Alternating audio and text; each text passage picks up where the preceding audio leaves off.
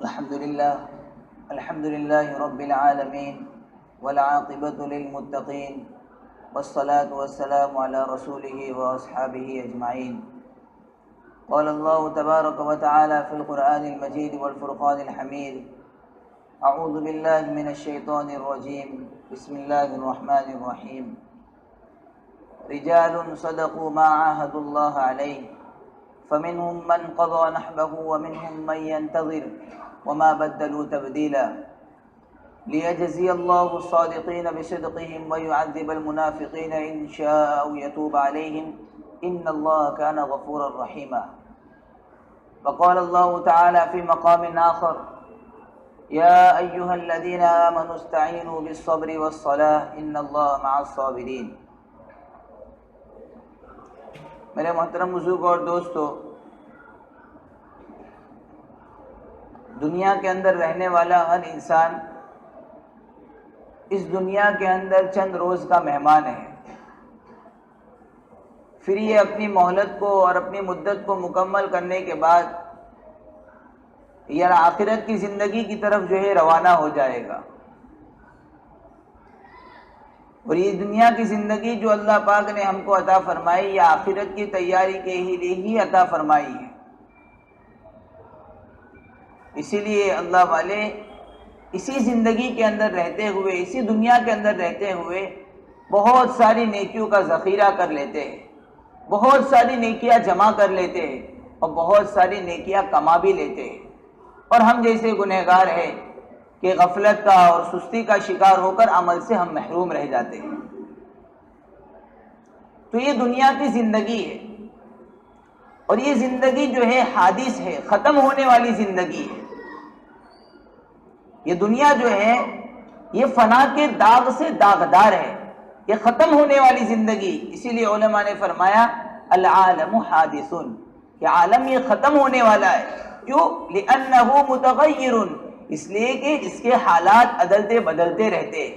آج انسان کے بچپن کا دور ہے، پھر اس کا لڑک پن آئے گا، پھر اس کی جوانی کا دور آئے گا، اس کے بڑھاپے کا دور آئے گا، پھر ایک دن یہ خود دنیا سے چلا جائے گا. تو یہ عدلتے بدلتے حالات اس کے اندر چلتے رہتے ہیں. وَكُلُّ مُتَغَيِّرٍ حَادِثٌ، اور ہر عدل بدلنے والی چیز، ہر وہ چیز جو عدلتی بدلتی رہتی ہو وہ ختم ہونے والے. فَالْعَالَمُ حَادِثٌ، تو عالم بھی حادث ہے. یہ قضیہ ہے، ہم پڑھائی کے زمانے کے اندر پڑھتے تھے، وہی بات ہے. العالم حادث لأنه متغیر وكل متغیر حادث فالعالم حادث، کہ عالم جو ہے یہ دنیا یہ ختم ہونے والی ہے، اس لیے کہ یہ عدلتے بدلتے رہتی ہے، اور ہر عدلنے بدلنے والی چیز ختم ہونے والی ہے، تو دنیا بھی ختم ہونے والی ہے. اس لیے جو ہے اس دنیا کے اندر ہر ایک کو جو ہے اللہ پاک کسی نہ کسی حال میں ڈال کر ضرور آزماتا ہے. اسی لیے ایک شاعر نے کہا اپنے شعر کے اندر کہ 8 چیزیں ہیں، 8، کہ ان 8 چیزوں کے اندر ڈال کر اللہ پاک کسی نہ کسی حال میں ڈال کر ضرور آزماتا ہے. ثمانیۃ تجری علی الناس کلہم ولا بد للانسان یلقى الثمانیہ: سرور وحزن، اجتماع وفرقۃ، عسر ویسر، سقم ثم عافیہ. کہ یہ 8 حالات ہیں، ان حالات میں سے کسی ایک حال میں ڈال کر اللہ پاک ضرور ہر ایک کو آزماتا ہے. کوئی کہہ نہیں سکتا کہ ان 8 حالات میں سے مجھ پر کوئی حالت نہیں ہے. کیا ہے پہلی حالت؟ سرور وحزن، کہ کبھی خوشی کے حالات ہے، کبھی انسان خوشی کو لے کر زندگی گزارتا ہے کہ ہاں کاروبار میں نفع کے ملنے کی امید ہے، کاروبار ٹھیک ٹھاک چل رہا ہے، گھر کے سارے حالات بھی ٹھیک ہے اور سارے معاملات ٹھیک ہے، خوش ہے آدمی. اور کبھی کیا ہے کہ کبھی غمی کا معاملہ ہوتا ہے، کبھی عزیز و اقارب میں کوئی رشتہ دار تھا، کوئی انتقال کر گیا، بیوی فوت ہو گئی، بیٹا فوت ہو گیا، تو کبھی اس پر جو ہے غم کی کیفیت ہوتی ہے. تو کبھی خوشی کی کیفیت ہے، کبھی غم کی کیفیت ہے.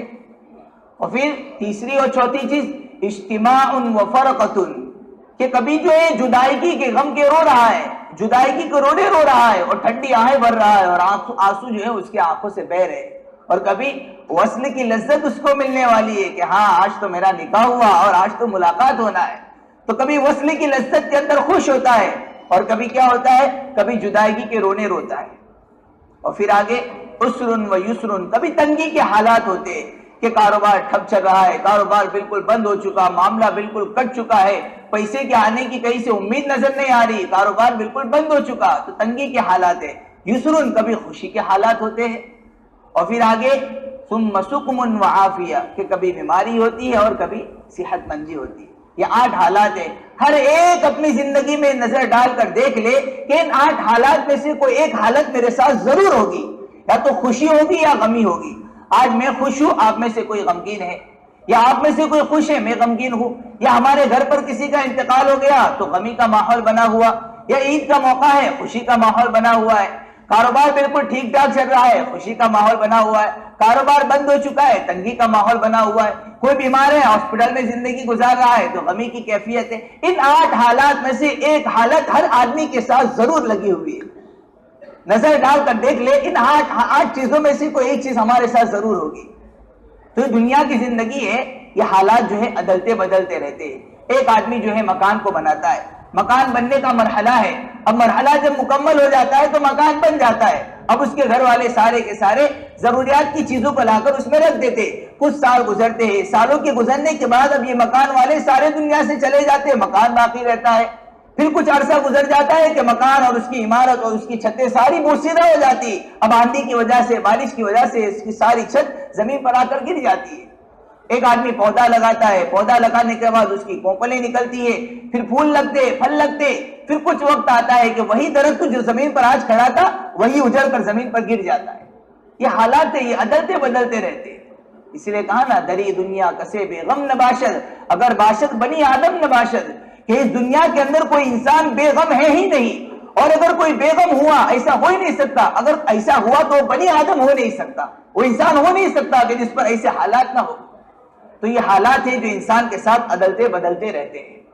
اسی لیے یہاں پر ایک نکتہ علماء کرام نے سمجھایا کہ دیکھو، اگر اللہ کی طرف سے نعمتوں کی بارش ہو رہی ہے تو یہ بہت مشکل سوال ہے، اور اگر اللہ کی طرف سے آزمائش آ رہی ہے تو یہ آسان سوال ہے۔ تکلیفوں کے امتحان میں پاس ہونا آسان ہے، لیکن نعمتوں کے امتحان میں پاس ہونا بہت بڑا مشکل کام ہے۔ اسی لیے سیدنا عمر ابن خطاب رضی اللہ تعالیٰ عنہ فرمایا کرتے تھے کہ ہم تکلیفوں میں آزمائے گئے تو ہم نے صبر کیا، اور ہم نعمتوں میں آزمائے گئے تو ہم جم نہیں سکے۔ جس بندے پر مشکل آتی ہے، پریشانی آتی ہے، تو وہ آسانی کے ساتھ صبر کر لیتا ہے اور اپنی زبان سے کہہ بھی دیتا ہے کہ میرے اللہ کی مرضی ہے، وہ مجھے جس حال کے اندر رکھے۔ لیکن جس پر اللہ پاک مال و دولت کی بہتات کر دے اور اس پر رزق کی فراوانی کر دے تو عجب ہے، تکبر ہے، خود پسندی ہے، اس سے آدمی بچ نہیں سکتا۔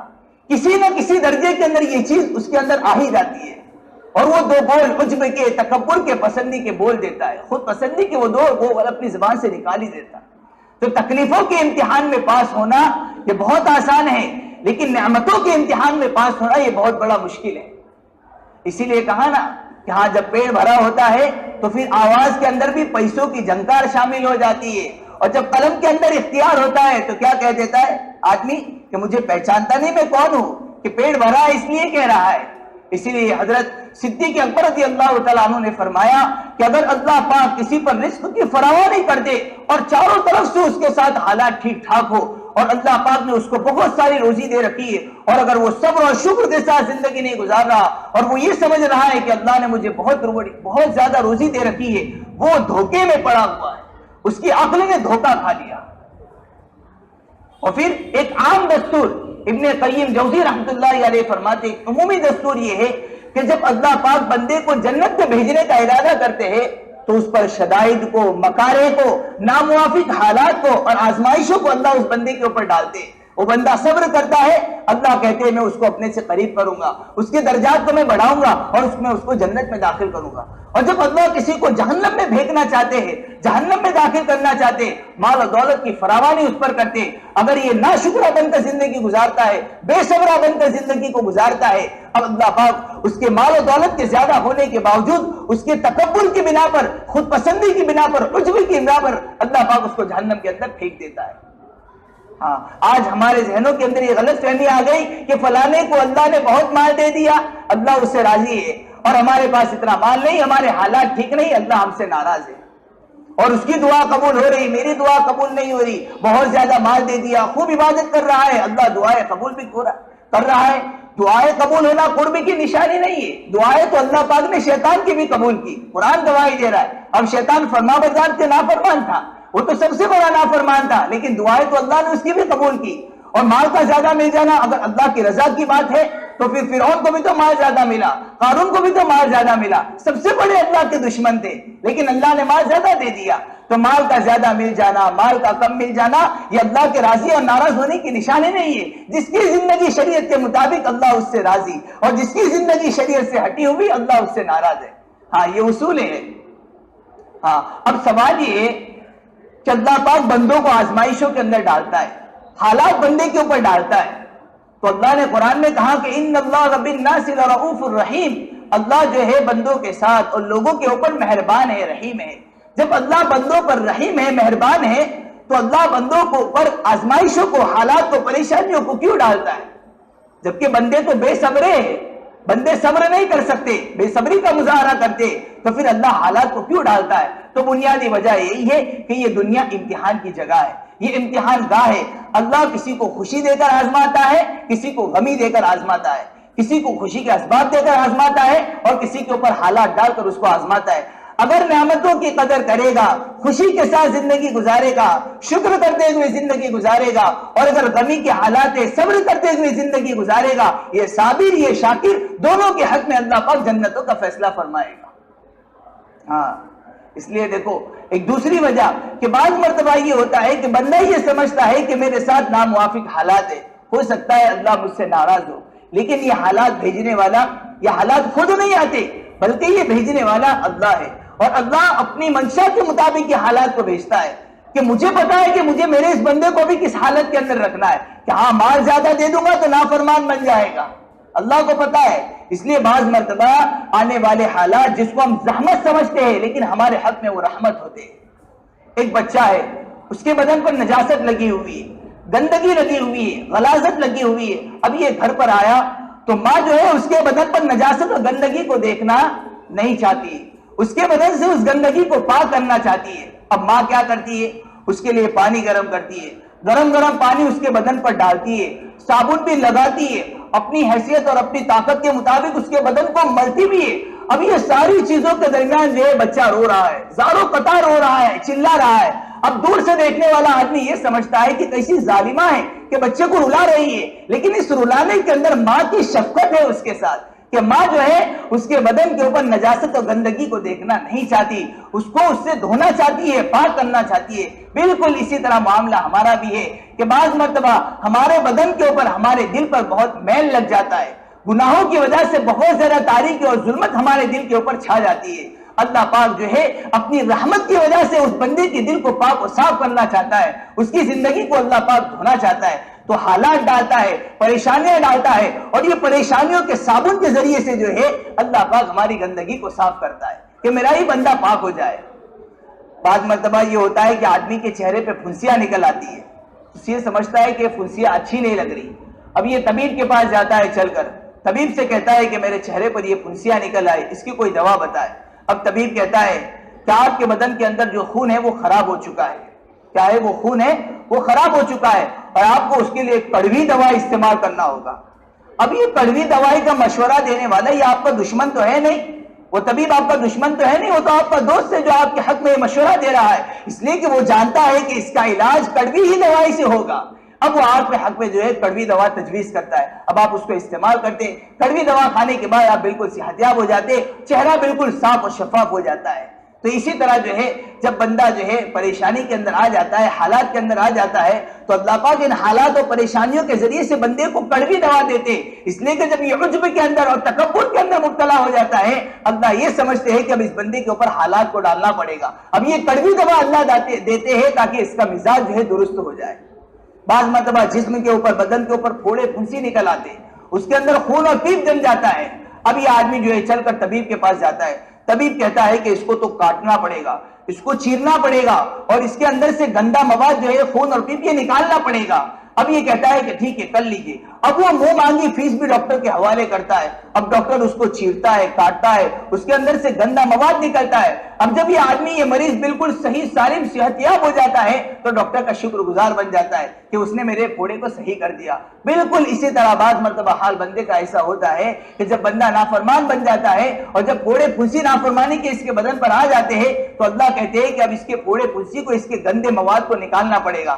جب اللہ حالات کے اندر ڈال کر جھنجھوڑتے ہیں، اب اس کا گندا مواد جو ہے اللہ کے سامنے آنسوؤں کی شکل میں نکلتا ہے، اے میرے مولا میں آج کے بعد تیری نافرمانی نہیں کروں گا۔ تو بعض مرتبہ وہ آنے والے حالات جس کو ہم اللہ کی طرف سے زحمت سمجھتے ہیں، وہ زحمت نہیں ہوتے بلکہ ہمارے حق میں رحمت ہوتے، وہ اللہ کی طرف سے ہوتے اور وہ ہمارے گناہوں کی نحوست ہوتے ہیں۔ اور پھر دوسری بات کہ جب اللہ انسان کے اوپر حالات ڈالتے اور پھر قرآن میں حالات ڈالنے کے بعد یوں بھی کہا کہ صبر کرو، صبر کرو، پریشانی آئے تو کیا کرو؟ صبر کرو، بے صبری کا مظاہرہ مت کرو، برداشت کرو، صبر کرو۔ تو صبر کیسے کرے؟ یہ تو بے صبری کا مظاہرہ کر دیتا ہے، یہ تو جلد باز ہے، تو صبر کیسے کرے؟ تو علماء نے کہا کہ دیکھو ایک نفسیاتی کلیہ ہے۔ کیا بات ہے؟ کہ بڑے اجر کی امید میں آدمی چھوٹی چھوٹی چیزوں اور پریشانیوں کو برداشت کر لیتا ہے کہ آگے جا کر مجھے بڑا نفع ملنے والا ہے، بڑی چیز مجھے ملنے والی۔ اس کو بھی مثال سے سمجھیے، ایک مزدور ہے، چلچلا کی دھوپ کے اندر مزدوری کر رہا ہے، سر کے اوپر بوجھ اٹھائے جا رہا ہے، اس کے پورے بدن سے جو پسینہ بہ رہا ہے، تھک کر چور چور ہو چکا ہے، بھوک بھی اسے ستا رہی، لیکن یہ ساری مشقت وہ برداشت کرتا ہے۔ کیوں برداشت کرتا ہے؟ اس لیے کہ اسے پتا ہے کہ جب کام پورا ہو جائے گا تو میرا مالک مجھے اس کی تنخواہ دے گا، مجھے اس کام کی تنخواہ ملے گی۔ تو تنخواہ کی امید کے اندر، بڑے اجر کی توقع کے اندر یہ ساری چھوٹی چھوٹی پریشانیوں اور مشقتوں کو وہ جھیل لیتا ہے۔ ایک ماں ہے، دعا اولاد نہیں ہو رہی، اب وہ اللہ سے رو رو کر دعائیں کر رہی، اے اللہ مجھے اولاد دے دے، اے اللہ مجھے اولاد دے دے، جبکہ اس عورت کو پتا ہے کہ اگر میرے پیٹ میں حمل اور بچہ آ گیا تو 9 مہینے مجھے بیمار کی طرح رہنا پڑے گا، کھانا بھی اچھا نہیں لگے گا۔ اور ہوتا بھی ہے ایسا بعض مرتبہ کہ جب عورت حمل سے ہوتی ہے تو اس کو کھانا اچھا نہیں لگتا، اور پھر اس کو یہ بھی پتا ہے کہ جب بچے کی پیدائش کا مرحلہ آئے گا تو وہ میری موت و زندگی کا مسئلہ ہوگا۔ اور بعض مرتبہ ہوتا بھی ہے کہ بچے کی ولادت کے بعد، بچے کی ولادت کے ہوتے ہوئے ہی وہ عورت جو ہے شہید ہو کر دنیا سے چلی جاتی ہے، اور پھر اس کو یہ بھی پتا ہے کہ بچہ آئے گا دنیا کے اندر تو مجھے اپنی آرام اور اپنی نیند جو ہے مجھے قربان کرنی پڑے گی، سب کچھ مجھے قربان کرنا پڑے گا، میں نہ اپنی مرضی سے کھا سکتی ہوں، نہ پی سکتی ہوں، نہ سو سکتی ہوں، بلکہ بعض مرتبہ تو ایسا بھی ہوگا کہ سردیوں کا موسم ہوگا، لحاف کے اندر میٹھی نیند میں سوئی ہوئی ہوں گی اور بچہ اچانک چلائے گا، اٹھے گا، مجھے اپنی نیند کو قربان کرنا پڑے گا۔ یہ ساری باتیں اس کو پتا ہے، لیکن پھر بھی ماں بننے کی ایسی چاہت ہے کہ وہ اللہ سے دعائیں کر رہی ہے۔ اس کے لیے سارے 9 مہینے کی مدت کو گزارنا اور اس پریشانی کو اور اتنے بڑے بچے کو پیٹ میں لے کر گھومنا، یہ سب کچھ اس کے لیے آسان ہے۔ کیوں؟ بڑے اجر کی امید ہے۔ ہم نے ایک پہرے دار کو دیکھا، کیوں؟ ایک پہرے دار ہوتا ہے جو گلی کے باہر کھڑے رہ کر لوگوں کا پہرا دیتا ہے۔ اب لوگ اندر جو ہے میٹھی نیند سوئے ہوئے، اب یہ پہرے دار ہے، لوگوں کا پہرا دے رہا ہے، سارے لوگ اندر میٹھی نیند سوئے ہوئے، اب اس کو بھی جو ہے، اس کی بھی آنکھوں میں نیند بھری ہوئی، اس کا بھی جسم بے آرام ہے، سب کچھ اس کو پتا ہے، لیکن پھر بھی کیوں برداشت کر رہا ہے؟ اس لیے کہ اس کو پتا ہے کہ جب مہینہ پورا ہو جائے گا تو مہینے کے ختم پر مجھے تنخواہ ملے گی، تو تنخواہ ملنے کی امید کے اندر یہ ساری جو ہے مشقتوں کو برداشت کر رہا ہے۔ بالکل اسی طرح اگر بندہ یہ کہہ لے اور یہ سمجھ لے اور یہ تصور باندھ لے اور یہ اپنے ذہن و دماغ کے اندر اگر یہ بٹھا لے کہ آج حالات آئے، اگر میں صبر کروں گا اللہ پاک مجھ سے راضی ہوگا، اللہ مجھے جنت میں داخل کرے گا، اتنا بڑا ثواب مجھے ملے گا، اس کے لیے ساری مشقتوں کو برداشت کرنا آسان ہے۔ اور میرے دوستوں، اللہ اللہ ہے، وہ ہمارے ساتھ جو کرنا چاہے کر سکتا ہے، اور جس حال میں ہم کو رکھنا چاہے وہ رکھ سکتا ہے۔ انی فعال لما یرید، میں جو چاہتا ہوں کرتا ہوں، کر سکتا ہوں۔ ہاں، اگر اللہ ہماری ٹکا بوٹی کر دے، اللہ ہم کو زمین میں دھسا دے، لیکن اگر اس کے باوجود بھی اگر اللہ ہم سے راضی ہے تو ہم اس حال کے اندر بھی خوش ہیں۔ ہاں، ہم اس حال کے اندر بھی خوش ہیں۔ سیدنا صدیق اکبر رضی اللہ تعالیٰ عنہ ایک دن بیمار ہو گئے، لوگ آئے کہ حضرت طبیب کو بلا لے آتے ہیں تاکہ آپ کی بیماری کا جانچ پڑتال ہو، اس کی تفتیش ہو جائے۔ تو حضرت صدیق اکبر رضی اللہ تعالیٰ عنہ نے جواب دیا کہ طبیب نے تو مجھے دیکھ لیا۔ تو فرمایا کہ دیکھ کر کیا کہا؟ کہ طبیب نے دیکھ کر یہ کہا ہے کہ انی فعال لما یرید، میں جو چاہتا ہوں کرتا ہوں اور جو چاہوں گا کر سکوں گا، سب کچھ میرے ہاتھ میں۔ عبداللہ ابن مسعود رضی اللہ تعالیٰ عنہ ایک دن بیمار ہو گئے، سیدنا عثمان رضی اللہ تعالیٰ عنہ ان کی عادت کے لیے ان کے پاس آ گئے، تو کہا کہ عبداللہ کیا حال ہے، کیا کس سے فما تشتہی، تم کیا چاہتے ہو، کیا بات ہے؟ تو کہا کہ ذنوبی، میرے گناہوں کی تکلیف ہے۔ کہا اچھا گناہوں کی تکلیف ہے، تم کیا چاہتے ہو؟ رحمت ربی، مجھے اپنے رب کی رحمت کی ضرورت ہے۔ اچھا کوئی بات نہیں، میں آپ سے بیت المال کے لیے کچھ چیز بھیج دیتا ہوں، لا حاجت لی فیہا، مجھے اس چیز کی کوئی ضرورت نہیں ہے، میرے اللہ نے مجھے سب کچھ دے رکھا ہے۔ اچھا میں آپ کے لیے کسی طبیب کا انتظام کر دوں؟ کہ نہیں، اسی طبیب نے ہی تو مجھے بیمار بنایا ہے، میرے لیے طبیب کی کوئی ضرورت نہیں، اسی طبیب نے ہی تو مجھے بیمار بنایا ہے۔ پھر کہا کہ اچھا میں آپ کے لیے کوئی ہدیہ بھیج دیتا ہوں؟ کہا کہ نہیں، میں نے تو اپنے نبی سے سن لیا، من قرأ سورۃ الواقعہ، جو آدمی سورہ واقعہ کو رات کے وقت پڑھ لے اس کے گھر میں کبھی فقر و فاقہ نہیں آ سکتا، اس لیے مجھے اس ہدیے کی ضرورت نہیں ہے۔ تو اللہ ہمیں جس حال کے اندر رکھے ہم خوش ہیں، حالات آئے ہم صبر کریں گے، اگر فراوانی کے حالات ہیں ہم اللہ کا شکر ادا کریں گے، اور اگر ناموافق حالات ہیں ہم صبر کریں گے۔ صابر شاکر دونوں کے لیے اللہ پاک نے جنت کا وعدہ کیا، دونوں کے حق میں اللہ پاک جنت کا فیصلہ کرے گا۔ مولانا رومی رحمۃ اللہ علیہ نے عجیب و غریب حکایت لکھی ہے کہ ایک بادشاہ تھا محمود غزنوی رحمۃ اللہ علیہ، ان کا ایک غلام تھا ایاز، اس بادشاہ کو اس غلام سے بڑی محبت تھی، بہت محبت تھی، حتیٰ کہ لوگ کہتے تھے کہ اس غلام کی شکل و صورت بھی ٹھیک نہیں ہے، یہ حسب و نسب کا بھی ٹھیک نہیں، ہم اس سے عقل میں بھی اچھے، نسب میں بھی اچھے، حسب میں بھی اچھے، نام میں بھی ہم اس سے اچھے، شکل میں بھی اچھے، تو پھر اس بادشاہ کو اس سے اتنی محبت کیوں ہے؟ لوگ اعتراض کرتے تھے کہ جو محبت کی نظر آپ کی اس پر ہے ہم پر نہیں پڑتی، کیا بات ہے؟ محمود غزنوی نے کہا کہ ایک دن میں آپ کو اس کا جواب دوں گا۔ چنانچہ ایک دن سب کو بلایا اور ایاز کو کہا کہ ایک پھل لے آؤ، وہ جو تھا وہ پھل کڑوا تھا، لیکن ایاز کو نہیں بتایا کہ یہ کڑوا پھل ہے، اس سے کہا کہ وہ پھل لے آؤ، وہ پھل منگوایا، کڑوا پھل تھا، اب اس کو کاٹا اور اس کے ٹکڑے کیے اور لوگوں کے درمیان تقسیم کر دیے۔ اب یہ ہاتھ میں جو ہے ایاز کے بھی ہاتھ میں اس کا ایک ٹکڑا گیا، لوگ جو ہے اس کو کھانے لگے، جس نے کھایا کڑوا تھا تھو تھو کر کے پھینک دیا، اب وہ ایاز ہے کہ مزے لے کر کھا رہا ہے۔ بادشاہ نے کہا ارے ایاز یہ کڑوا پھل نہیں ہے، تو کہا کہ ہاں کڑوا ہے، تو کہا تم کھا رہے ہو کیا بات ہے؟ کہا کہ ہاں، جس بادشاہ کے ہاتھ سے اتنے سال اور اتنی زندگی میں اتنی مرتبہ جو ہے میں نے میٹھی چیزیں کھا لی، آج اسی بادشاہ کے ہاتھوں اگر ایک کڑوی چیز کھانے کو مل گئی تو مجھے واپس لوٹاتے ہوئے شرم آئی، اس لیے میں نے اس کو واپس نہیں کیا۔ اللہ پاک نے ہم کو ایمان دیا، ایمان کی نعمت دی، صحت مندی دی، مال دیا، ضرورت پوری کر رہے، سب کچھ اللہ پاک نے ہم کو دیا ہے، اگر تھوڑی سی پریشانی اور تھوڑے سے حالات آئے ہم صبر کا مظاہرہ کریں، اے اللہ ہم اس کے اندر بھی خوش ہے۔ جو صبر کرے گا، جو خوش ہوگا، شکر کرے گا، صابر اور شاکر دونوں کہاں جائیں گے؟ جنت کے اندر جائیں گے۔ حضرت ایوب علیہ السلام نے صبر کا مظاہرہ کیا، کیسے صبر کا مظاہرہ کیا؟ حضرت ایوب علیہ السلام یہ وہ اللہ کے پیغمبر تھے کہ جن کا قرآن کے اندر اللہ پاک نے تذکرہ کیا ہے کہ ان کو اللہ پاک نے نعمتیں دی تھی، اولاد دی تھی، باغات دیے تھے، ساری فراوانی ان کے پاس تھی، شیطان ملعون اس سے رہا نہیں گیا، کہ فوراً اللہ کی بارگاہ میں گیا اور کیا؟ حضرت ایوب علیہ السلام جو ہے پیغمبر تھے، اللہ کے نبی تھے، اب یہ جو ہے بارگاہ کے اندر گیا اللہ کی اور کہنے لگا کہ ایوب آپ نے جو ہے ان کو بہت ساری نعمتیں دے رکھی ہے، باغات دی ہے، اولاد بھی دی ہے، اس لیے یہ آپ کا شکر کر رہے، اس لیے یہ آپ کا شکر ادا کر رہے۔ کہنے کا مطلب یہ تھا کہ نعمتیں مل گئی ہے، سارا معاملہ سیٹ ہو گیا، اس لیے وہ شکر ادا کر رہے، اگر نعمتیں نہ ملتی تو پھر ہم دیکھتے کہ کیسے یہ شکر ادا کرتے، جیسا کہ آج کل بھی لوگ آپس میں کہتے ہیں نا کہ وہ تو بہت بڑا عبادت گزار ہے، اس کا تو سارا معاملہ سیٹ ہو گیا ہے، ساری پراپرٹی، کھانا پینے کا سارا نظام سے اٹھ گیا، بس اب کام ہی کیا ہے، بس اب مسجد کے اندر جاؤ اللہ اللہ کرو۔ اگر وہ عبادت کرتا بھی ہے اس حال میں رہ کر تو بھی اللہ کا شکر ہے، اس کے علاوہ تو کتنے لوگ ایسے ہیں کہ جن کو اللہ پاک نے سارا انتظام دے دیا لیکن پھر بھی اللہ کے گھر میں نہیں آتے، اگر وہ اس حال کے اندر بھی اللہ کی عبادت کرتا ہے تو بہت بڑی بات ہے۔ تو شیطان ملعون سے رہا نہیں گیا، تو اللہ پاک نے پوچھا تو چاہتا کیا ہے، کیا بات ہے؟ تو اس نے کہا کہ یہ ساری نعمتیں ان سے چھین لی جائے، پھر ہم دیکھتے ہیں کہ کیسے وہ آپ کا شکر ادا کرتے اور کیسے صبر کرتے۔ اللہ پاک نے اس کو اختیار دے دیا کہ جا جو تو چاہے کرنا چاہے کر لے۔ اب یہ شیطان جو ہے حضرت ایوب علیہ السلام کے باغ کے اندر داخل ہوا، آگ لگا دی، سارا باغ جو ہے جلا کر راکھ کر دیا، اور پھر ایک کاشتکار کی شکل میں حضرت ایوب علیہ السلام کے پاس حاضر ہو گیا، اور پھر کہنے لگا کہ ارے تو نماز کے اندر مشغول ہے، تیری ایسی نماز سے کیا فائدہ، تیرا باغ تو جل کر خاک ہو گیا۔ تو کہنے لگے کہ دفع ہو جا مجھے، تو شیطان معلوم ہوتا ہے۔ اب وہ چلا گیا۔ اب دوسرے دن پھر آیا آدمی کی شکل میں، بیوی بچے جو ہے چھت کے نیچے بیٹھ کر کھانا کھا رہے تھے، حضرت ایوب علیہ السلام کے گھر والے چھت کے نیچے بیٹھ کر کھانا کھا رہے تھے، چھت کو گرا دیا، سارے کے سارے چھت کے نیچے دب کر مر گئے۔ پھر آیا اور کہنے لگا کہ ارے تو نماز کے اندر مشغول ہے، تیری ایسی نماز سے کیا فائدہ، تیرے مکان کی چھت گر گئی، تیرے بچے جو ہے دب کر مر گئے، تو وہاں جا ان کی دیکھ بھال کر، حتیٰ کہ تیرے ایک بچے کا بھیجا تو ناک کے راستے سے نکل کر باہر آ گیا۔ کہنے لگے دفع ہو جائے تو مجھے شیطان معلوم ہوتا ہے، صبر کرتے رہے۔ پھر آیا تیسرے دن، حضرت ایوب علیہ السلام جو ہے نماز کے اندر مشغول تھے، قریب میں چراغ جل رہا تھا، چراغ کو ٹیڑھا کیا اور پھونک ماری، جس کی وجہ سے حضرت ایوب علیہ السلام کے کپڑے جلے، ان کے جسم کے حصے پر کئی جگہ پر چوٹ لگی اور جسم کے کئی اعضاء جو ہے جل گئے۔ اسی جلنے کی وجہ سے ان کے بدن کے اندر جو کیڑے لگ گئے تھے، कीड़ों की बीमारी हो गई थी। 18 साल उन्होंने इसी बीमारी के अंदर गुजार दिए, 18 साल अल्लाह से शिकवा नहीं किया।